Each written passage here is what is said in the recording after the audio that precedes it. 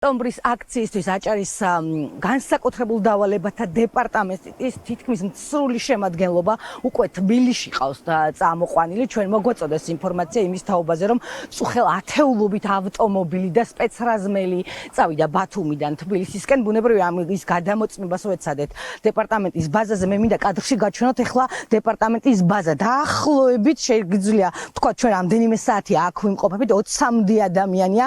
ხედავთ კადრშიც ახლა პირდაპირ ეთერში ავტომობილებს, მათი ავტომობილები სპეცრაზმის სპეცმანქანები უკვე წამოყვანილი ყავთ. რიგით სამოქალაქო ავტომობილებია ძირითადად ბაზაზე და ეს არის მთლიანი ტერიტორია, ეს ბაზა განსაკუთრებულ დავალებათა დეპარტამენტის აჭარის განყოფილება და ხედავთ რომ ერთ სპეცრაზმელსაც კი ვერ ნახავთ მიმდებარე ტერიტორიაზე. დაახლოებით როგორც გითხარით 20-მდე ადამიანი დავთვალეთ და ჩვენ წყარო ამბობს რომ მხოლოდ 1-20 დატოვეს ბათუმში, დანარჩენები სრულად მთელი სპეცრაზმი თბილისში ყავთ წაყვანილი. აქ მიმდებარე ტერიტორიაზე დაზუსტებით შემიძლია გითხრათ, ჩვენ როგორც გითხარით რამდენიმე საათია მუშაობთ ამ ადგილზე და არც სპეცრაზმის ავტობუსები, არც სხვა სპეცაღჭურვილობის ავტომობილები, რომლებიც აჭარის გედედეს ნამდვილად ჰყავს. კომენტარების მოპოვება შევეცადეთ ბუნებრივია, თუმცა უშედეგოდ.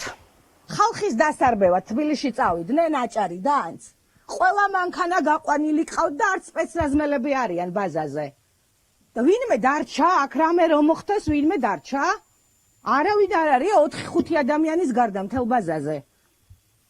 ბუნებრივია ამ ყველაფერს უკვე მოყვარ შეფასებები ოპოზიციურ სპექტრში, პოლიტიკოსები, იმ პოლიტიკური პარტიების წარმომადგენლები, რომლებიც აქტიურ სამზადისში არიან 4 ოქტომბრის არჩევნებისთვის. ჩვენთან საუბარში ადასტურებენ, რომ მათაც აქვთ ინფორმაცია იმის თაობაზე, რომ გედედეს აჭარის დეპარტამენტის სრული შემადგენლობა უკვე თბილისში ჰყავთ მობილიზებული. მათ სპეციალური წვრთნები ჯერ აჭარაში გაიარეს, შემდეგ კი თბილისში კოლეგებს შეუერთდნენ და როგორც ოპოზიციის წარმომადგენლები ამბობენ, ხელისუფლება ემზადება ადამიანების დასარბევად, თუმცა ერთიანობა იმდენად დიდი იქნებათ, რომ ეს ნამდვილად არ გამოუვათ. არა მარტო სპეცრაზმი, გადასული არიან კაზინოს დაცვის თანამშრომლებზე, სახელგვარებით ვიცით, ლოკაციები ვიცით, რა ლოკაციასთან მოხდა მათი შეკრება და წაყვანა, ასე რომ ყველას მიმართავ მეგობრებო, 2 დღეში მიტაცებულ ძალაუფლებას დაიბრუნებს ქართველი ხალხი და ყველას ინდივიდუალური პასუხისმგებლობა დადგება. ამიტომ ნურავის შეაყვანინებთ თავებს შეცდომაში. ხელისუფლება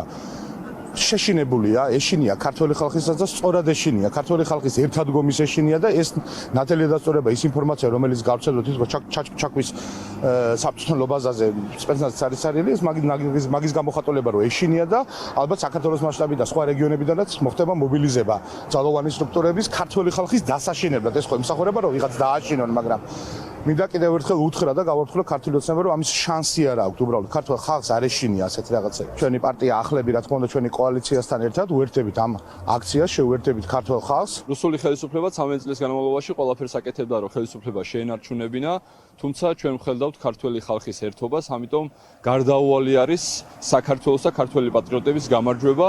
მოუწოდებ კიდევ ერთხელ რუს ოლიგარქ ივანიშვილს შეეგუოს იმას, რომ ქართველ ხალხს უნდა გადააბაროს ხელისუფლება. შიში მე რაც ვნახე ყველა აქციებზე, აქციის მონაწილეების მხრიდან არასოდეს არ ყოფილა ხოლმე, პირიქით თუ ვინმეს ეშინია, ეს არის რუსული ოცნება. აი ესეთია შეფასებები, როგორც გითხარით და კადრებიც კიდევ ერთხელ ცხადყოფს, ცარიელია სპეცრაზმის ბაზა თითქმის სრულად აჭარაში და როგორც გითხარით, ჩვენი წყაროს ინფორმაციით თითქმის სრული შემადგენლობა უკვე თბილისშია. ადამიანები კი, რომლებიც დიდი ხანია ბრძოლობენ თავისუფალი სიტყვის დასაცავად, ევროპული მომავლის დასაცავად, უკვე ემზადებიან იმისთვის, რომ წამოვიდნენ თბილისში, ამბობენ, რომ არ შეეშინდებათ და 4 ოქტომბერს 4 საათზე რუსთაველზე ძალიან ბევრი ადამიანი შეიკრიბება, მიუხედავად იმ დაშინების პოლიტიკისა, რომელსაც ქართული ოცნება ბოლო დღეებში განსაკუთრებით აქტიურად მიმართავს.